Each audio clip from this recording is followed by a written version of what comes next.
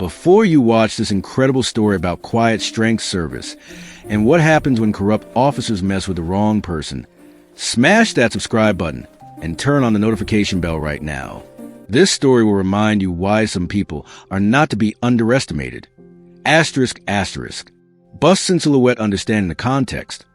Police abuse and power. Before we tell you about the day that changed everything, we need to understand something about how some police officers abuse their power. There are good police officers. There are officers who serve their communities with honor and integrity. But there are also bad police officers. Officers who use their position to hurt people. Officers who target vulnerable people. Officers who know they can get away with it because they have the uniform and the badge. Corrupt officers often target people they think won't fight back. People without connections. People without resources. People who seem weak or defenseless. They stop people without cause. They search people without legal authority. They use intimidation and threats. They take advantage of people. And because most people don't know their rights or are too afraid to stand up, these officers get away with it. But not everyone is defenseless. Some people have the training. Some people have the knowledge. Some people know exactly how to handle a situation like this. The harassment begins. A man was walking through a park with his German Shepherd. He was quiet. He wasn't bothering anyone. He was just enjoying time with his dog. But two police officers noticed him. The officers didn't like his appearance. The officers decided they wanted to harass him. The officers approached the man. They demanded to know what he was doing. They demanded identification. They made threats. They used their position of authority to intimidate. The man didn't resist. The man didn't argue. The man stayed calm and quiet. The officers became more aggressive. They decided to search him. They decided to use force if necessary. But then something happened. Something that made the officers realize they had made a terrible mistake. The man's body language changed. Not dramatically, not aggressively, but subtly. The man's calm demeanor shifted into something else. Something trained. Something controlled. Something that told these officers, you have no idea who you're messing with. And in that moment, everything changed. Why this hook works. The audience immediately feels tension. Corrupt officers are harassing a quiet man. They think he's an easy target. But then they realize something is different about this man. Everyone wants to know who he is and what happens next. The corrupt officers.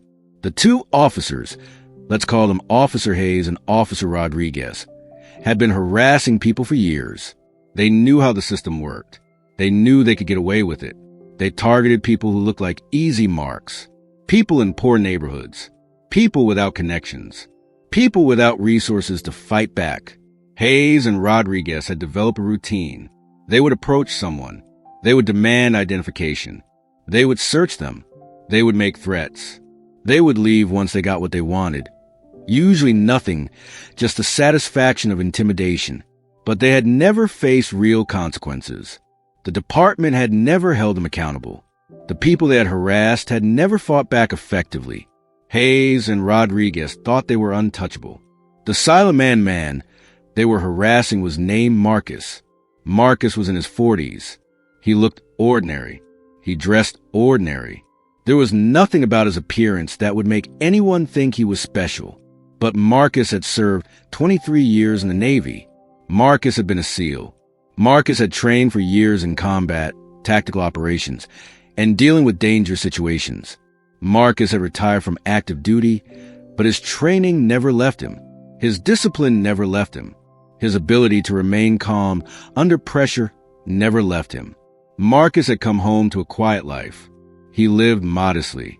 He walked his dog in the park. He tried to blend in. He tried to be invisible. He chose not to advertise who he was or what he had done. He didn't wear veteran gear. He didn't talk about his service. He just lived quietly. But being quiet didn't mean being weak. Being humble didn't mean being defenseless. The German Shepherd the dog, named Echo, was more than just a pet. Echo was a trained service animal. Echo had been trained to protect and to respond to commands. Echo understood discipline. Echo understood his role. Echo could sense when something was wrong. Echo could sense when a threat was present. And Echo was completely loyal to Marcus. Why this section matters. Now the audience understands the dynamic. Two corrupt officers think they have found an easy target, but they don't realize who they're dealing with. Marcus is quiet and humble, but he's trained and capable. Everyone is positioned for what happens next. The initial interaction, Hayes and Rodriguez approached Marcus. They were confident. They were used to people complying. "What are you doing in this park?" Hayes demanded. "Walking my dog." Marcus answered. Simple, direct, truthful. "You got an ID?" Rodriguez asked. It wasn't a polite request. It was a demand. Marcus calmly produced his identification. He had nothing to hide. The officers looked at the ID. They saw the name, Marcus Thompson. They didn't recognize anything special about it. They didn't realize who they were dealing with. "We got reports about suspicious activity in this area." Hayes lied. There were no reports. This was just their standard approach. "I'm just walking my dog," Marcus said again. Still calm, still quiet. "That's what you say," Rodriguez said. "But we're in a need to search you. For weapons. For drugs. You understand?" Marcus understood. Marcus also understood that this was illegal. Marcus understood that he had the right to refuse. Marcus understood that these officers had no probable cause. But Marcus also understood something else. He understood that if he resisted, if he made any kind of scene, these officers would use that as an excuse to escalate. He understood that the system would protect them and not him. The moment of realization, but Marcus was not going to be abused. Marcus was not going to allow himself to be mistreated by corrupt officers. Without saying anything, Marcus made a subtle shift. His body posture changed. His energy shifted. His hands moved to a position where he could respond instantly if necessary. It was a small change, but it was enough. Hayes and Rodriguez, despite their years of harassment, could read body language, and what they saw in Marcus's posture told them, this man is trained. This man is ready. This man is not afraid. Hayes hesitated. For a moment, Hayes questioned what he was doing. "You're military," Rodriguez said. It wasn't a question. It was recognition. Even corrupt officers knew what trained people looked like. Retired. Marcus said, still calm, still quiet, still controlled. "What branch?" Hayes asked. He was trying to understand what he was dealing with. Marcus didn't answer immediately. He just looked at Hayes. He looked at Rodriguez. And his expression said, "You made a mistake. You chose the wrong person to harass today. The kind that doesn't tolerate corruption," Marcus finally said. The understanding in that moment, Hayes and Rodriguez understood something. They understood that they had crossed a line with the wrong person. They understood that Marcus was not someone they could intimidate. They understood that Marcus was someone who could, if he chose to, teach them a lesson they would never forget. More importantly, they understood that Marcus knew his rights. They understood that Marcus could document what they had done. They understood that Marcus could fight back and could win. Hayes and Rodriguez had played this game 100 times with people who didn't know their rights. They had never played it with someone like Marcus. "You need to leave this park," Marcus said, not as a request, as a statement of fact, as a command. And Hayes and Rodriguez left. They didn't finish their harassment. They didn't push further. They understood that the power dynamic had shifted. They had met someone more dangerous, more trained, and more capable than they were. Echoes rolled throughout this interaction. Echo had been watching. Echo could sense the tension. Echo was ready to protect Marcus if necessary. But Marcus's calm demeanor kept Echo calm. Marcus's control of the situation told Echo that there was no threat, or that the threat was being handled. Echo embodied loyalty and discipline. Just like Marcus. The report. Marcus didn't let this go. Marcus understood something important. If he didn't do anything, Hayes and Rodriguez would continue to harass other people. They would continue their corruption unchecked. So Marcus filed a formal complaint. Marcus documented the incident. Marcus provided details about what had happened. Marcus also reached out to Internal Affairs.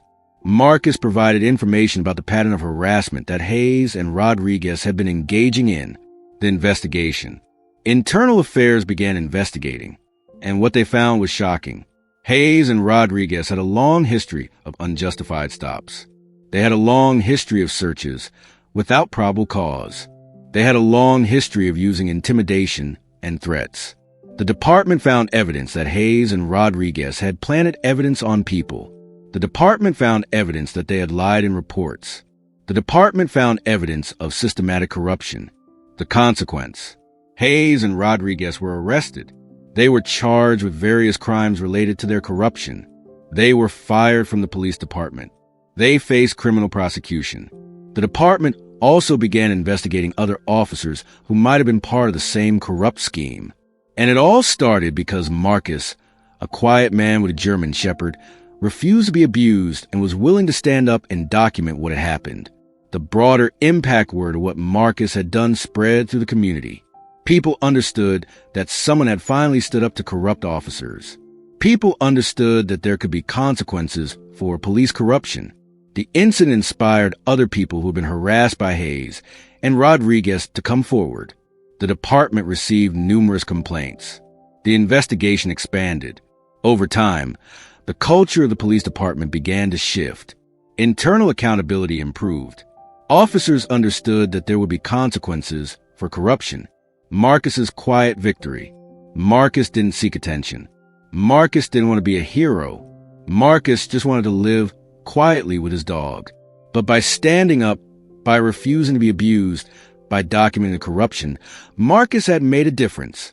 Marcus had helped protect the community from corrupt officers. And Hayes and Rodriguez finally learned that they had picked the wrong person to mess with. What this story really teaches us.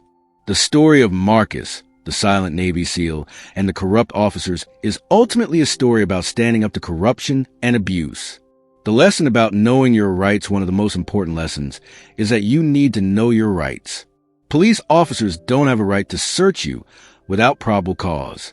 Police officers don't have the right to stop you without legal justification. Marcus knew his rights. Marcus understood what was legal and what wasn't. And because of that knowledge, Marcus was able to stand firm.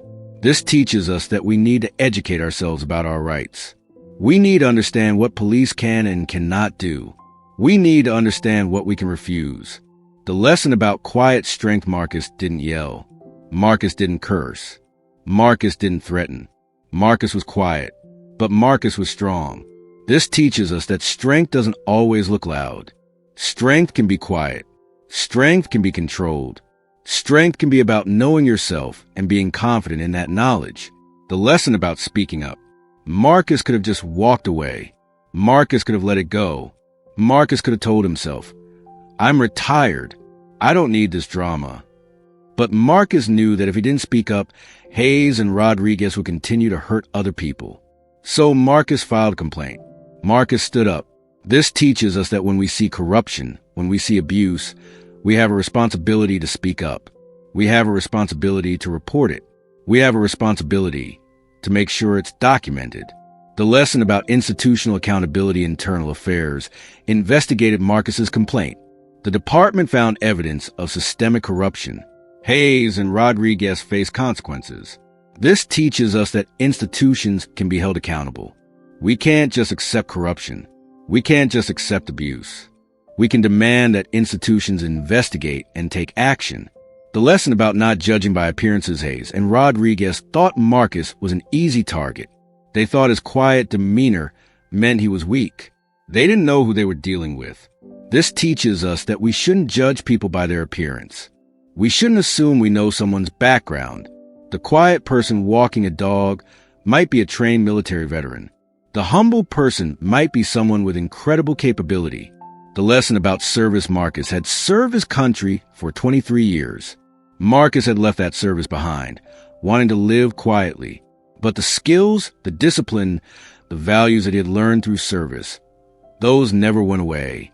This teaches us that service matters. The people who have served their country in the military bring their training and discipline into civilian life. They bring their understanding of right and wrong. They bring their capability and strength. The question for you: this story asks each of us several questions. Do you know your rights? Do you understand what police can and cannot do? When you see corruption or abuse, Do you speak up? Or do you stay silent? Do you judge people by their appearance? Or do you recognize that people are more complex than how they look? Are you willing to stand up to abuse, even when it's risky? The broader impact. How one man's stand changed the police department, what Marcus did by filing a complaint and following through an investigation didn't just affect Hayes and Rodriguez. It affected the entire police department. The investigation revealed systemic problems. The department was forced to confront its own corruption. The department was forced to implement accountability measures. Over time, the culture of the department shifted. Officers understood that there would be consequences for corruption. The community understood that someone was finally holding the department accountable. The message to community Marcus's action sent a powerful message to the community. You don't have to tolerate abuse from police. You can stand up. You can file complaints. You can bring about change. This inspired other people who had been victimized by corrupt officers to come forward. This helped expose the full extent of the corruption. Fire the modern relevance. In 2025, police corruption is still a problem. Police abuse is still happening. People are still being targeted unfairly. The story of Marcus and the corrupt officers teaches us that we can stand up to this. We can document it. We can report it. We can bring about accountability. The challenge. In 2025, we need more people like Marcus. We need more people who are willing to stand up to corruption. We need more people who are willing to document what happens and report it. If you experience police abuse, if you see police corruption, speak up. File a complaint. Document it. Don't accept it. Television final call to action. If this story inspired you, if it showed you the power of standing up to corruption, if it reminded you that quiet strength is still strength, then smash that like button right now and subscribe. Turn on the notification bell. This channel is dedicated to stories about quiet heroes, about standing up to corruption, about people who refuse to be victims. There are more incredible stories coming that will inspire you to find your own voice and to stand up against injustice. In the comments below, tell us, have you ever experienced police harassment or abuse? Have you stood up to corruption? Tell us your story. Or maybe you know a military veteran who embodies quiet strength. Tell us about them. Tell us what makes them special. Share your stories. Because the world needs to hear about people who stand up to corruption. The world needs to know that one person can make a difference. The world needs to understand that quiet strength is powerful. If you experience police abuse, know this. You don't have to accept it. You have the right to file a complaint. You have the right to seek justice. You have support. Thank you for watching this powerful story about Marcus and the corrupt officers. Thank you for understanding that service matters. Thank you for believing that one person can change a system. Subscribe now and join a community of people who believe in standing up to corruption, who believe in accountability, and who believe that justice is possible. See you in our next video.